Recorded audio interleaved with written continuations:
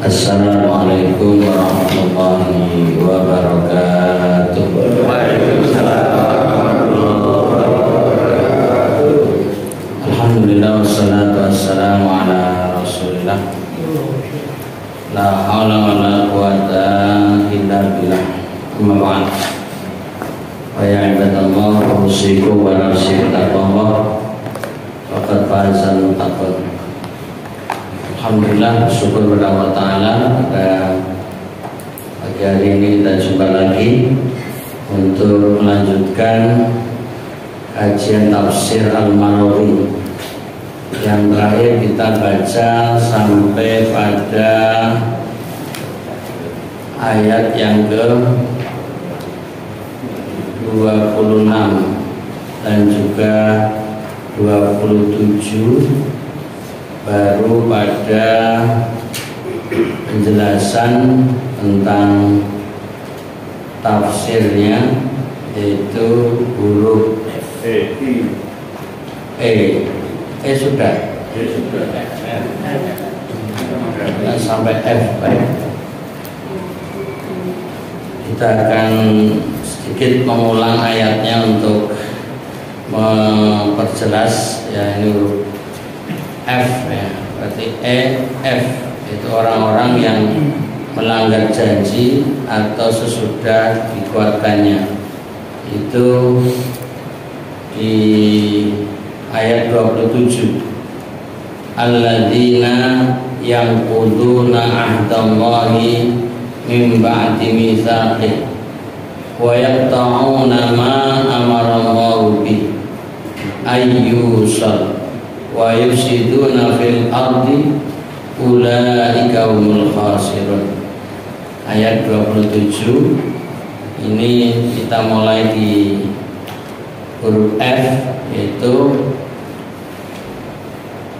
orang-orang yang melanggar janji Allah sesudah dikuatkannya, yaitu mereka yang telah menggunakan akal, perasaan, dan indranya tidak semestinya, sehingga seolah-olah mereka tidak mempunyai alat-alat tersebut, sebagaimana firman Allah pada ayat 179, yaitu surat Al-A'raf. Ini untuk mengecek, jadi karena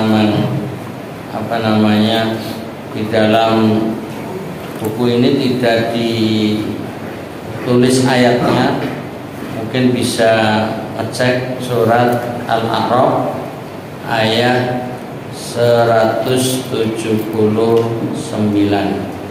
ya, untuk memperjelas, ya, bahwa surat Al-A'raf itu surat yang ke-7 yang kita buka 179. Itu di akhir ayat tersebut nanti diumpamakan sebagai kal an'am, ya.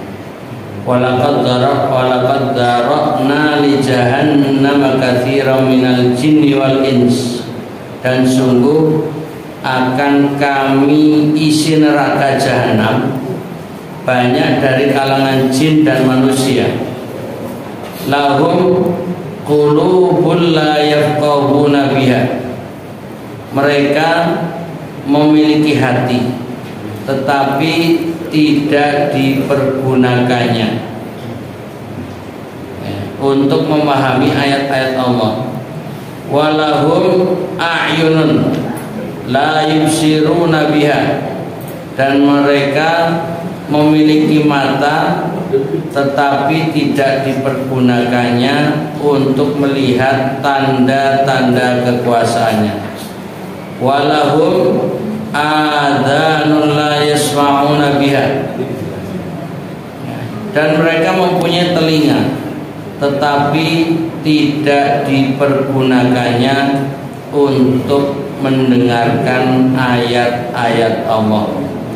Ulaika kal an'am, mereka seperti hewan ternak. Bal hum adall, bahkan lebih sesat lagi. Ulaika humul ghafilun, mereka itulah orang-orang yang lengah. Nah, ini untuk memperjelas seperti yang disebutkan di sini bahwa mereka yang fasik, ya, orang fasik di dalam ayat ini sebenarnya mereka orang-orang yang keluar dari kebenaran, ya, dan mereka disamakan dengan hewan, kal an'am, bal hum adall, bahkan mereka lebih sesat. Kita ucapkan na'udzubillahi min dzalik. Kita memohon kepada Allah berlindung dari hal-hal seperti itu. Jadi ini sedang menjelaskan siapa orang fasik, ya. Janji yang mereka langgar ini adalah janji fitrah, dan janji satu lagi yang berupa janji agama. Allah kuatkan yang pertama dengan menjadikannya sebagai alat mengenal hukum Allah di alam ini, dan menguatkan yang kedua dengan memberi wahyu kepada para nabinya yang berisi hujah untuk membuktikan kebenaran mereka. Jadi tadi Allah sudah memberi alat pendengaran untuk mendengar kebenaran, memberi alat penglihatan untuk melihat tanda-tanda kekuasaan Allah biar beriman.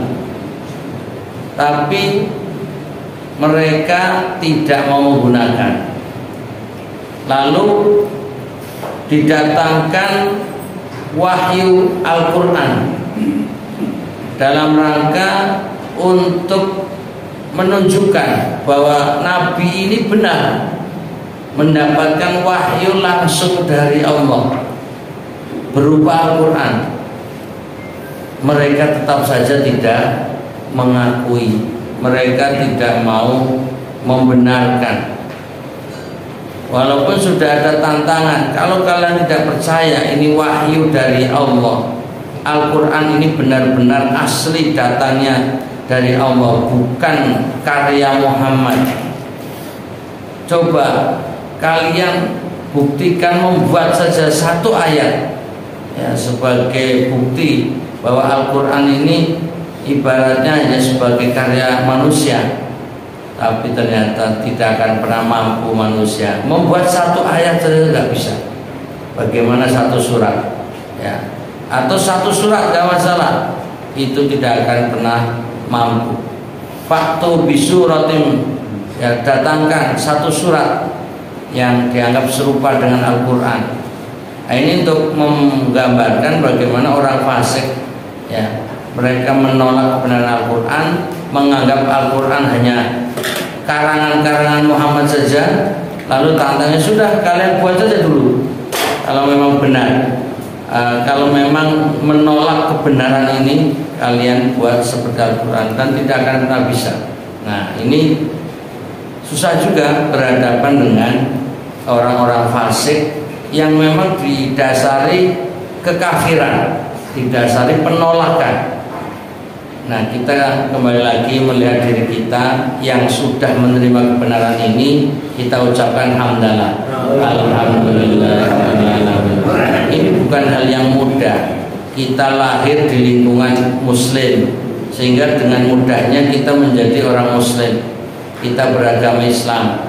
Dengan berjalannya waktu, kita pun tidak kesulitan untuk mengenal Al-Quran, dan kita mengimani. Alhamdulillah, ini adalah hidayatullah, petunjuk dari Allah. Banyak orang-orang yang mereka sulit menerima kebenaran, Nah, kalau seperti itu kita patut banyak bersyukur atas nikmat semacam ini.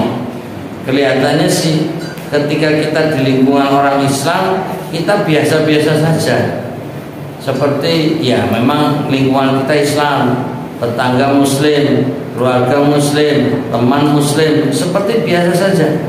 Tapi begitu kita bandingkan dengan mereka-mereka yang fasik, mereka-mereka yang menolak kebenaran, mereka yang tidak mau menerima ya isi Al-Quran dan seterusnya, baru kita sadar betapa nikmatnya anugerah yang Allah berikan kepada kita berupa hidayah.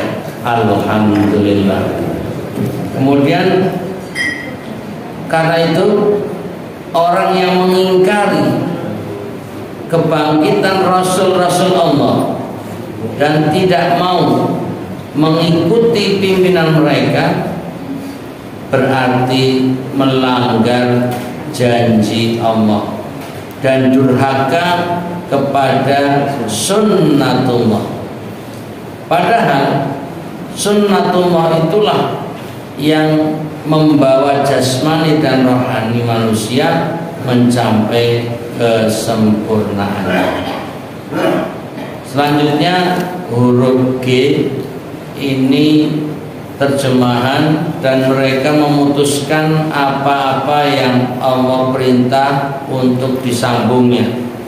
Kita bisa cek ulang di dalam ayatnya, yaitu wa yaqta'una ma amarallahu bihi ayyusal. Kalau yang pertama memutus ahdallah ya, mereka melanggar ya janji Allah. Kalau yang kedua wa yaqta'una ma amarallahu bihi ayyusal, mereka memutus apa yang Allah suruh untuk disambungnya. Ini memang ini berhadapan dengan orang-orang fasik ya. Jadi sekali lagi ayat yang sedang kita baca adalah penjelasan Allah secara langsung siapa mereka al-fasikin, orang-orang yang fasik. Nah di sini perintah Allah itu ada dua, yaitu perintah memperlihatkan hukum alam. Di sini diistilahkan dengan amrut takwin ya. Takwin dari kawana yukawinu takwin, itu artinya ciptaan ya, yang diwujudkan. Amrut takwin perkara alam yang diwujudkan, lalu diartikan hukum alam, keindahannya, keserasian jalannya sebagai hubungan sebab akibat, pendahuluan dan kesimpulannya. Kemudian yang kedua, perintah memperhatikan hukum agama, hukum tasyri', tentang hukum-hukum yang dibawa para nabi untuk disampaikan kepada segenap manusia guna diamalkan. Jadi ini sebagai pengantar bahwa semestinya ya, kita ini tadabbur alam. Jadi perintah Allah itu ada dua dalam penjelasan ini. Amrut takwin dalam arti mentadaburi, mengamati, menganalisa, merenungkan ciptaan Allah, alam semesta ini. Apapun, dari hal yang sepele termasuk ba'udah, nyamuk, dzubabah, lalat, ada al-ankabut ya, laba-laba, an-naml, semut, atau apa saja seluruh alam semesta ya, al-jibal, gunung, as-samawat, langit ya. Kemudian an-nujum, bintang-bintang, asy-syams wal qamar ya, matahari dan bulan yang menjadi alat untuk adad sinin ya, yaitu menghitung tahun. sehingga kita tahu sebentar lagi akan ganti tahun baru.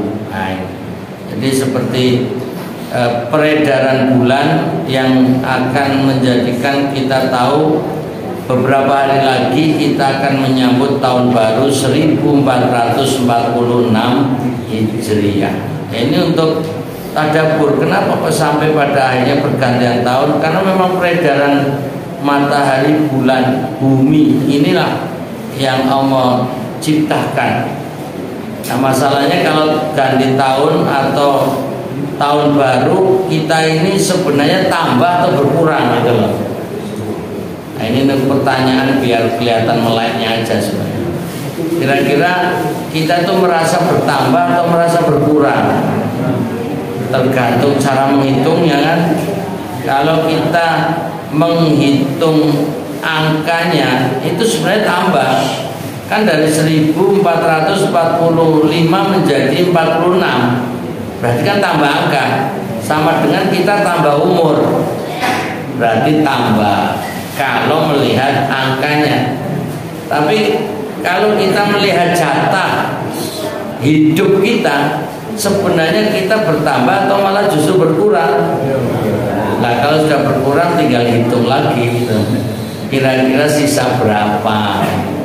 Karena kita ulang-ulang, inna umra ummati, sesungguhnya umur umatku ma baina sittina, antara 60 wa sab'ina, 70. Jadi dalam hadis menginformasikan batasan usia umat Islam itu 70 tahun. Maka kalau sudah 70 tahun ini satu puncak kenikmatan yang tak terhingga. Maka sisa-sisanya adalah bonus ya. Monggo hitung-hitungan sendiri. Ya kalau saya belum nyampe jadi masih ada harapan ke depan. Nah yang lain monggo merenungkan diri sendiri karena sebentar lagi ganti tahun ini sudah di ujung akhir tahun 1445 Hijriah menuju 1446 Hijriah ya. Jadi kalau kita lihat ya bahwa kita ini sudah berada di tanggal 28 Dzulhijjah 1445 Hijriah ya. Sebentar lagi kita akan memasuki tahun baru. Kemudian ini tadi mengulang tentang tadabbur alam ya. Kemudian kita juga diperintahkan untuk memperhatikan hukum Allah, hukum tasyri' ya. Yaitu tentang hukum yang dibawa para nabi yang disampaikan. Kalau dari para nabi ada yang kemudian tetap dijadikan syariat umat Islam atau syariat di dalam agama Islam, seperti puasa Asyura itu syariatnya Nabi Musa. Ada puasa Daud itu berarti syariatnya Nabi Daud.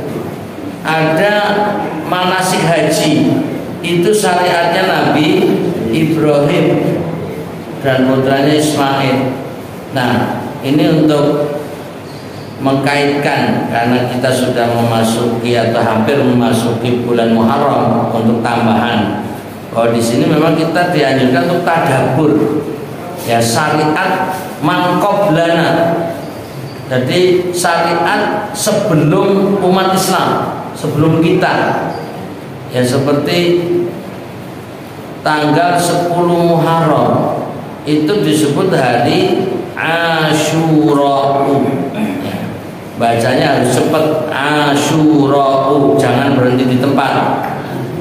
Hari apa? Hari Asyura. Ini ben melek wae. Ini artinya hari yang ke-10. Nah, ini satu istilah nama hari di bulan Muharram. Hari ke-10 itu nama istilah khusus, Asyura. Itu artinya ke-10 sebenarnya. Tapi orang Jawa kalau nyebut bacaan Arab kepanjangan lemot, ribet. Akhirnya ini bulan apa? Apa ini sasi apa? Ini sasi suro. Ini kan biar singkat. Sebenarnya karena ketidaknyamanan wong Jawa nyebut asu itu loh. Jadi karena A-nya dibuang loh. Maka asyura'u ojo nganti berbahaya mengucapkan. Jadi A-nya dibuang jadi syura.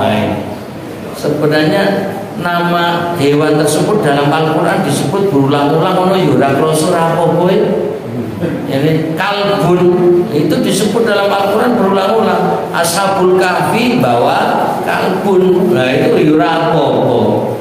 Masalahnya telinga Jawa sama lidah orang Jawa ini terlalu sensitif, ya menyebut kata kalbun gitu. Nah ini hanya untuk tadabbur aja. Jadi bahwa dalam syariat Islam ini banyak yang sebenarnya diambil dari para nabi sebelumnya, ya. Dan di sini untuk ditadaburi.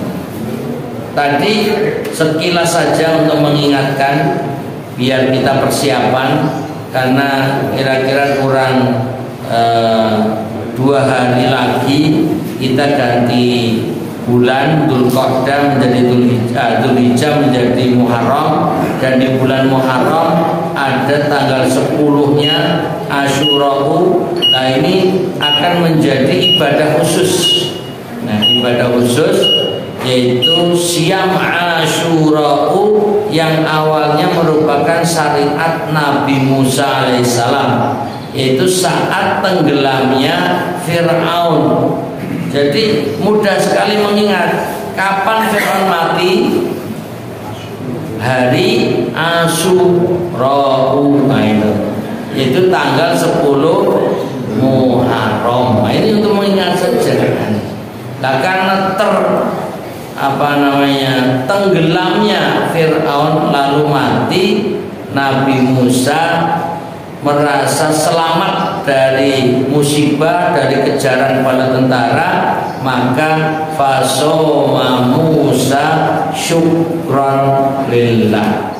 Jadi Nabi Musa puasa tanggal 10 Muharram, hari Asyura'u, itu sebagai bentuk syukran, berterima kasih kepada Allah, yaitu atas keselamatan dari musibah besar. Kalau tidak diselamatkan, tidak ditenggelamkannya Fir'aun, ini mungkin Bani Israel habis dibantai oleh Fir'aun. Nah ini masalahnya. Tapi kemudian umat Islam dianjurkan untuk ikut syariat Nabi Musa. Ketika Nabi Muhammad SAW bertemu dengan orang Yahudi di Madinah, mereka tanggal 10 Muharram sedang menjalankan Syam, lagi puasa. Ditanya Nabi Muhammad SAW, "Mahada?" Jadi Nabi bertanya kepada mereka orang Yahudi yang sedang puasa, "Mahadal yaum?" Ini hari apa? Kok kalian pada puasa? Maka orang Yahudi menjawab, "Hada yaumun azim." Ini hari agung, ini hari besar. Apa itu? Yaumun najamau bihi Musa, ya, wa qaumahu min aduwihi Fir'auna wa junudi. Bahwa ini hari penyelamatan, atau Allah menyelamatkan Nabi Musa dan kaumnya dari musuhnya, yaitu Fir'aun dan bala tentaranya. Fasoma Musa syukranillah. Lalu Nabi Musa berpuasa sebagai bentuk syukur kepada Allah. Ini yang ngomong orang Yahudi. Ternyata Yahudi di Madinah pintar bahasa Arab. Ya karena memang hidup di Arab. Jadi kita kalah sama orang Yahudi Arab ini. Jadi mereka menjelaskan kepada Nabi Muhammad tentang asal usul puasa Asyura. Lalu Nabi memberi respon, tanggapan, nahnu ahaqqu minkum bi Musa. Kata Nabi, kami umat Islam lebih berhak daripada kalian untuk mengikuti syariat Nabi Musa alaihissalam. Fa'amara Rasulullah sallallahu alaihi wasallam bisyami. Maka setelah Nabi Muhammad sallallahu alaihi wasallam pulang dari pertemuan dengan orang Yahudi, lalu memerintahkan puasa kepada umat Islam, ya, untuk hari itu juga puasa Asyura. Nah, ini namanya sedikit tadabbur syariat yang ada dalam Islam. Salah satunya Syam, bahwa ini adalah sebenarnya melanjutkan jejak, ya, syariat Nabi Musa alaihissalam. Makanya di sini disebutkan perintah memperhatikan hukum Allah, ya. Karena yang ditetapkan Nabi Muhammad SAW itu juga merupakan ketetapan Allah, dan hanya menuntut Nabi Musa. Nabi Musa menjalankan, lalu Allah menerimanya. Maka ini sesungguhnya juga syariat Allah, hukum agama, tentang hukum-hukum yang dibawa para nabi untuk disampaikan kepada segenap manusia guna diamalkan. Sekali lagi ini juga untuk mengetahui bahwa Nabi Muhammad SAW itu benar-benar nyambung dengan ajaran agama para nabi sebelumnya, bukan agama baru, bukan agama yang dibuat sendiri oleh Nabi Muhammad SAW, tapi ini memang agama yang hanya lanjutan. Ya, kalau bahasa sekarang, pemimpin baru, program lama, lanjutkan. Nah, gitu. Jadi ini hanya melanjutkan, dan ada beberapa memang syariat yang kemudian baru dalam ajaran Islam, tapi tauhidnya sama, la ilaha illallah, itu sama semua nabi mengucapkan la ilaha illallah. Nah, yang membedakan nanti syahadatnya orang Islam, Muhammadur Rasulullah, asyhadu anna Muhammadar Rasulullah, aku bersaksi bahwa Muhammad adalah utusan Allah. Nah, ini yang tentu berbeda dengan syahadatnya umat Nabi Musa, umat Nabi Ibrahim, dan umat-umat yang lain. Karena ini syahadat khusus untuk pernyataan Nabi Muhammad SAW. Kemudian kita lanjut pembacaannya. Masih berapa menit ini? Tadi sudah titik. Masih belum surut ya? Terbitnya 48. Ya, kita genapkan sampai jam 6 ya. Oke. Baik. Dan supaya yang mengingkari Allah dan sifat-sifat kesempurnaannya setelah terlihat bukti-bukti yang terbentang nyata di alam ini, atau mengingkari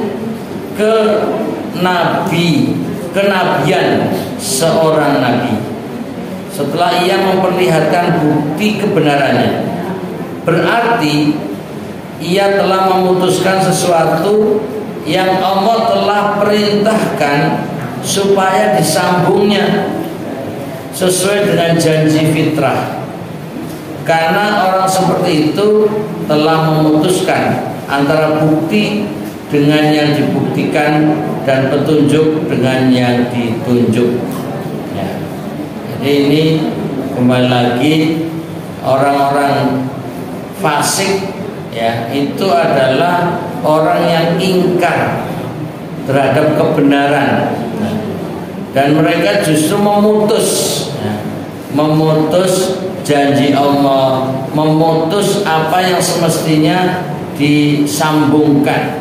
Nah, seperti tadi mestinya syariat, ya, syariat yang dibawa para nabi itu mestinya mereka laksanakan, bukan mereka tinggalkan.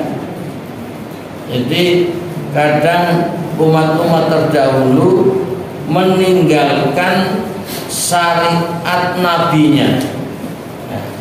Jadi umpamanya Nabi Musa alaihissalam ketika apa itu namanya, memasuki Baitul Maqdis ya. Mereka diminta untuk sujud ya, untuk sujud atau hormat kepada Masjidil Aqsa ya, Baitul Maqdis. Nah, ini syariat yang Allah tetapkan untuk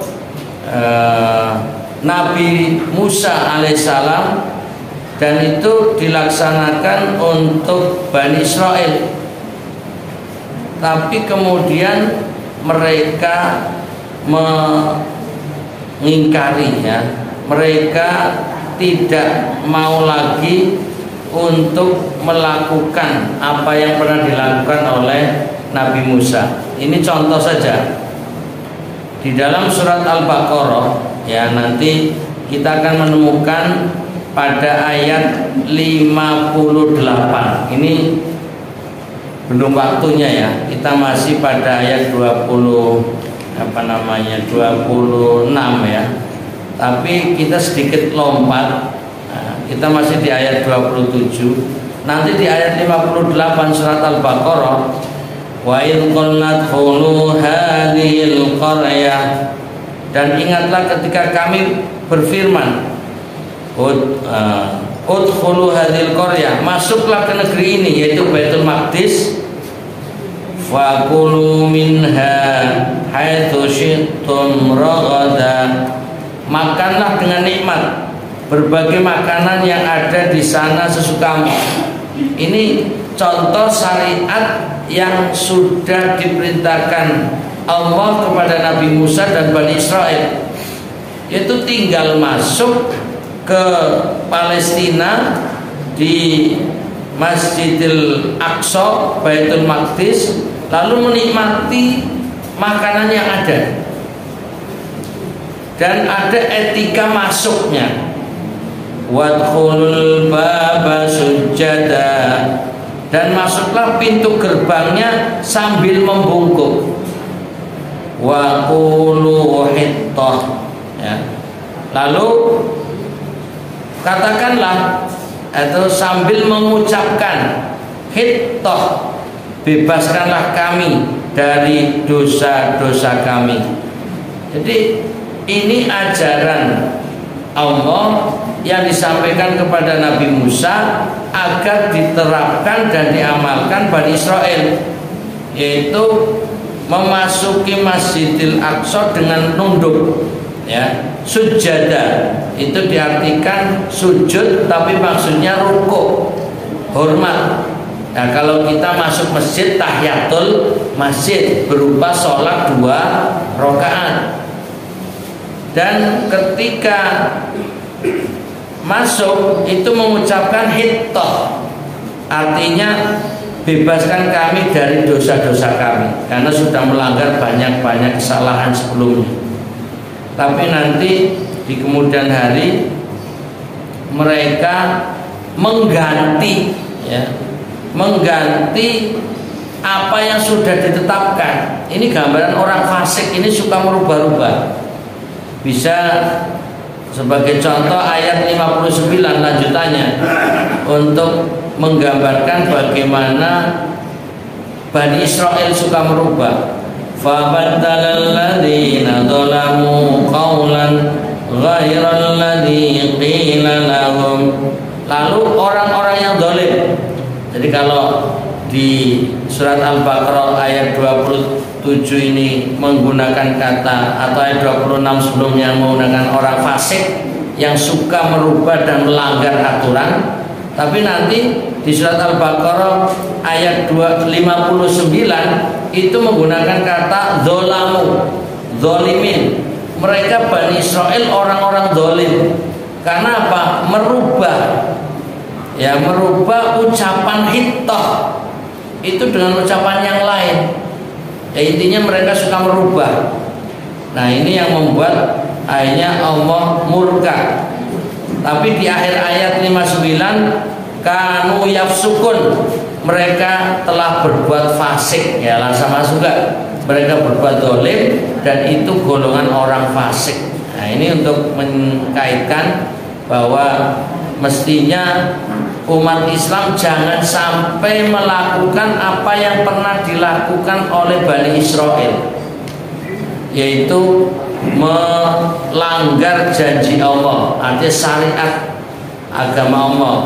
Yang kedua juga memutus atau meninggalkan atau merubah apa yang telah Allah tetapkan melalui Rasulnya. Nah, ini kadang-kadang umat Islam kalau lagi membahas Bani Israel, perasaannya umat Islam ini baik-baik saja. Ya, ini kalau membandingkan dengan Bani Israel yang banyak merubah. Tapi ketika kita coba membuka ulang, apakah benar umat Islam baik-baik saja dalam arti melaksanakan syariat Allah 100%, kemudian mengikuti jejak Nabi Muhammad SAW 100%. Ternyata setelah diungkap, banyak yang sudah meninggalkan ajaran Allah, sudah banyak yang merubah syariat Islam.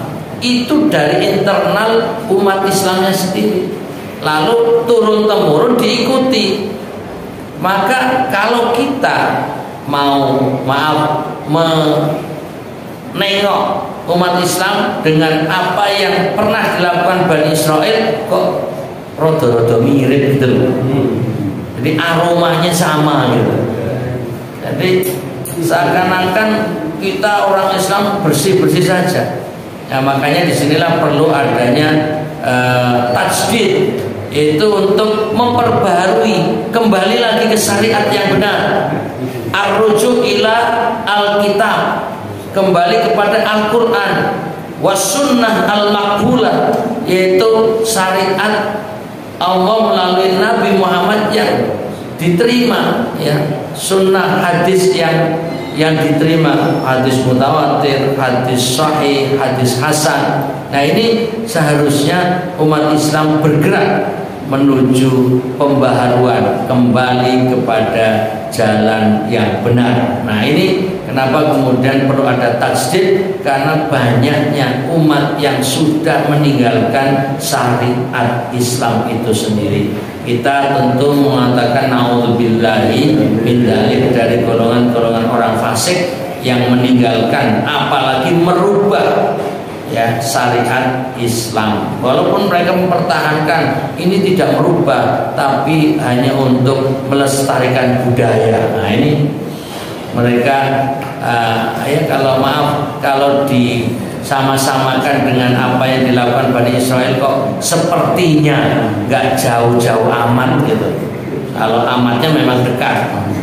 Ya, jadi ini hanya untuk mengingat kembali bahwa membaca ayat ini sekalipun sedang membahas Bani Israel, tapi jangan lupa evaluasi diri. Jangan lupa ayat ini juga berfungsi tadhkiratan, sebagai pengingat untuk umat Islam juga.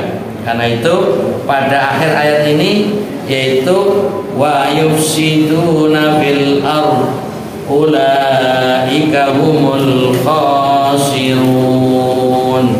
Nah, itu nanti penjelasannya pada huruf berikutnya, yaitu huruf H dan huruf I. Kita persingkat di sini dengan membacanya, bahwa